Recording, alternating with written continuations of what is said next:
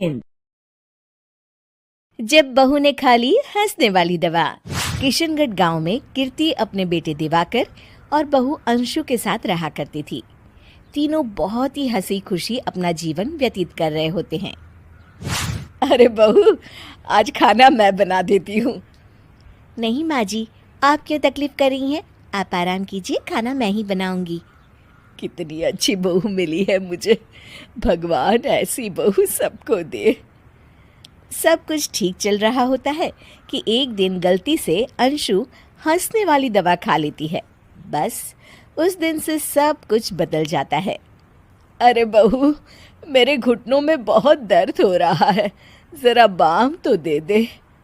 अरे बाम लगा कर क्या करोगी माँ जी? मैं पाँव दबा देती हूँ।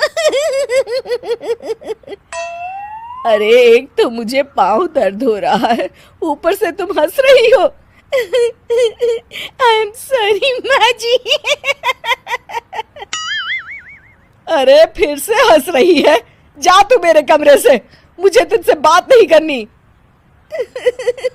हे भगवान, ये क्या हो गया? अब माँ जी क्या सोचेगी? 2 दिन बाद कीर्ति घर में किटी पार्टी रखती है। उसकी सभी सहेलियां घर आने वाली होती हैं। अरे बहू, मेरी कुछ सहेलियां आज दोपहर को घर आने वाली है। आज कुछ खाने में अच्छा सा बनाना। सहेलियां? क्यों? मेरी सहेलियां नहीं हो सकती क्या? तुम फिर से हंस रही हो? नहीं माँ जी, मैं हंस नहीं रही हूँ। अरे फिर से हंस रही हो और बोल रही हो कि हंस नहीं रही। नहीं माँ जी, मैं तो वो। तुम जाओ मेरे सामने से और किचन का काम कर लो, जाओ। दोपहर को कीर्ति की सभी दोस्त खाने पर आ जाती हैं। अरे वाह, घर तो बहुत सुंदर सजाया है कीर्ति। अरे मैंने कहा, ये सब तो मेरी बहू का कमाल है। अरे वाह, बड़ी गुनी है तुम्हारी बहू तो। हाँ हाँ, खाना भी अच्छा बनाया है। हाँ, बहुत ही गुनी है। तो हमको नहीं मिलवाओगी क्या, या छुपा कर रखोगी अपनी हीरे जैसी बहू को? अरे नहीं नहीं, अभी बुलाती हूँ। अंशु, ओ अंशु, बहू रानी। अंशु बाहर आती है। जी माँ जी। बहू, ये सब मेरी सहेलियां हैं, मिलो सबसे। नमस्ते आंटी। नमस्ते बेटा, बहू तो बहुत अच्छी मिली है तुमको, किस्मत वाली हो तुम। किस्मत वाली? अरे क्या हुआ? हंस क्यों रही हो? नहीं नहीं, मैं हंस नहीं रही हूँ। तभी अचानक सांची के हाथ से चम्मच छूट जाता है और उसका कुर्ता गंदा हो जाता है। अंशु फिर से हंसने लगती है।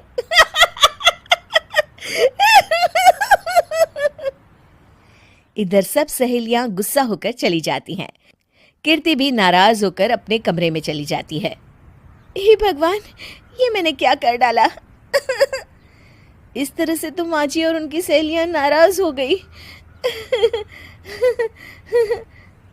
अगले दिन, बहू, ओ बहू, किधर हो? जी माँ जी। जल्दी से मेरे साथ चलो, पड़ोस वाले शर्मा जी की हार्ट अटैक से मौत हो गई है, उनके घर बैठक के लिए जाना है। अंशु तैयार होकर आ जाती है। थोड़ी देर में दोनों शर्मा जी के घर पहुंच जाती हैं।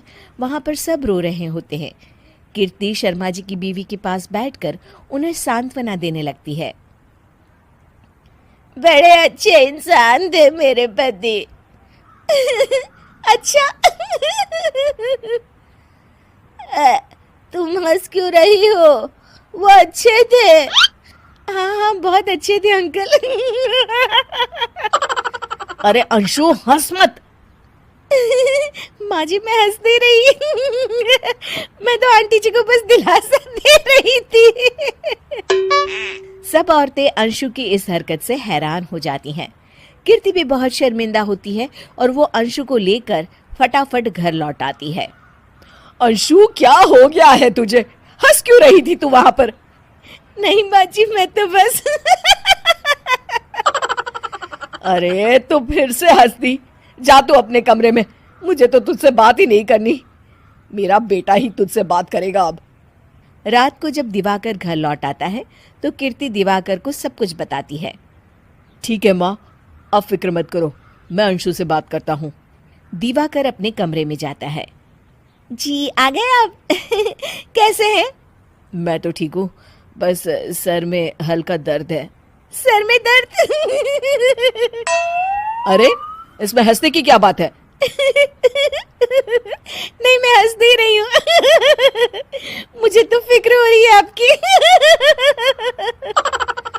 एक तो मेरे सर में दर्द है, ऊपर से तुम हंस रही हो। अरे कैसे समझाऊं मैं आपको? मैं हंस नहीं रही। अंशु, तुम इस घर से चली जाओ।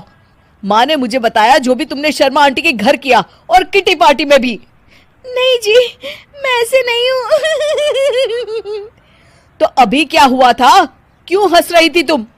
रुकिए, मैं आपको सब कुछ बताती हूँ। बताती हूँ आपको सब कुछ। अंशु डायरी में लिखकर दिवाकर को पढ़ने देती है। कुछ दिनों पहले मैंने गलती से हंसने वाली दवा पी ली थी, जिसकी वजह से ये सब हो रहा है। इसका असर कुछ दिन और रहेगा। अरे तो तुमने ये सब पहले क्यों नहीं बताया अंशु? वो मैंने माँ जी को बताने की बहुत कोशिश की, मगर उन्होंने सुना ही नहीं। अरे ठीक है, मगर वादा करो, जब तक दवाई का असर ठीक नहीं हो जाता तुम घर से बाहर नहीं जाओगी। नहीं जाऊंगी, और हंसूंगी तो बिल्कुल नहीं। लो, तुम तो फिर से हंस दी।